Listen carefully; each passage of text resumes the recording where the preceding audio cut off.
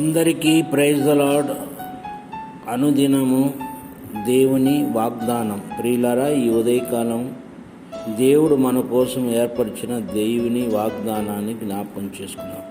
క్రీస్తు యేసునకు కలిగిన ఈ మనసు మీరును కలిగి ఉండుడి. ఫిలిప్పు 2:5. ప్రియులారా, అపోస్తలుడైన పౌలు ఫిలిప్పీలకు రాసిన పత్రికలు మనం గమనించినట్లయితే ఆ యొక్క పరిశుద్ధులతో మాట్లాడుతున్న ప్రతి మాటను జ్ఞాపకం చేసుకున్నట్లయితే క్రీస్తునకు కలిగిన మనసు మీరు కలిగి ఉండుడి. క్రీస్తు ఏ మనసు కలిగి ఉన్నాడు? దీన మనస్సు, సాత్వికమైన మనస్సు. ఈ మనసు ఆయన కలిగి ఉన్నాడు కాబట్టి మరి నా యొద్దకు వచ్చి మీ కాడిని మోయుడని మత్తయి రాసిన సువార్తలు మనం చూస్తున్నాం. కనుక ప్రయాసపడి భారం మోసుకుంటున్న సమస్తమైన జనులారు నా యొద్దకు రండి, నేను సాత్వికుడును దీన మనసు గలవాడును, నా యొద్దకు వచ్చి మీరు కాడి మోసుకోమని ఆయన వాగ్దానాలు చేసి ఉన్నారు. కాబట్టి దీనులు యెహోవాకు ప్రియమైన వారని మనం చూస్తున్నాం.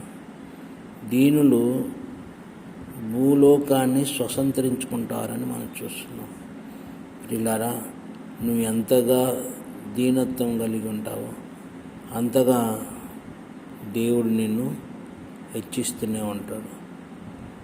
అంతగా దేవుడు కృపతో నిన్ను బలపరుస్తాడు.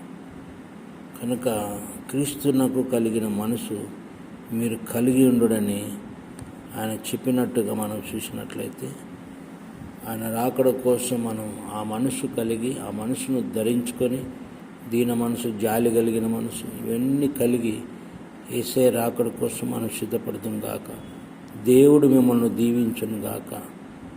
ఈ వాగ్దానం గురించి ప్రార్థన చేస్తా. ప్రేమ కలిగిన తండ్రి, పరిశుద్ధుడా, నీకు వందనాలు అయ్యా. ఈ ఉదయకాలంలో తండ్రి, క్రీస్తునకు కలిగిన మనసు మీరు కలిగి ఉండుడన్నాడు. యేసయ్య ఏ మనసు అయితే కలిగి ఉన్నాడో ఆ మనసు మేము కలిగి, దీనత్వము కలిగి, నీ మహిమగల రాకడ కోసం దేహము, శరీరము, ప్రాణాత్మలను సిద్ధపరచమని యేసు నామమున అడుగుచున్నాము తండ్రి. ఆమేన్.